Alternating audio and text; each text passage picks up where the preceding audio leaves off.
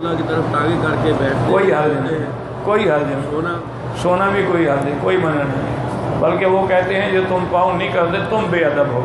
دیکھو نا مثلا یہ پاؤں، جب میں اٹھوں گا تو میرا رخ کدھر ہوگا؟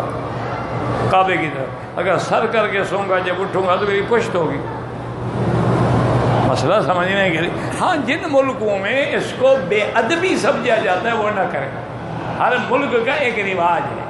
بعض ملکوں میں پاؤں کرنا بے ادبی شمار ہوتا ہے، لہذا لوگ بزرگوں کی طرف بھی پاؤں نہیں کرتے، بھائی اپنے ماں باپ کی طرف بھی نہیں کرتے، اور بعض ملکوں میں یہ عرب میں بے ادبی میں شمار ہی نہیں ہے۔ وہ کہتے ہیں بے ادبی تم کر رہے ہو، جب اٹھو گے تو کعبے کو پشت کرو گے۔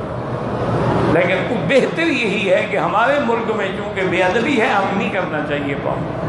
جیسے بعض لوگوں نے دیکھیں آپ ایسا کریں گے وہ کہیں گے او مجھے جی اس نے میری توہین کر دی ہے، ایسا کریں گے کہیں گے توہین، اور بعض ملک میں یہ علامت ہے کہ جی بہت اچھا کام ہو گیا، بڑا مضبوط ہو گیا ہے۔ تو ہر علاقے کے رواج الگ ہوتے ہیں، مسئلے کو سمجھا کریں۔ تو جن لوگوں کے ملک میں یہ بدعتی ہے وہ کبھی پاؤں نہ کریں، اور جس ملک میں یہ بے ادبی شمار نہ ہو ان کو مجبور نہ کریں، ان کو نہ کہیں کہ تم بے ادب ہو، ان کے نزدیک بے ادبی ہے ہی نہیں، وہ کیا کریں؟ وہ تو ایک قصہ مشہور ہے، اللہ عالم صحیح ہے یا غلط ہے۔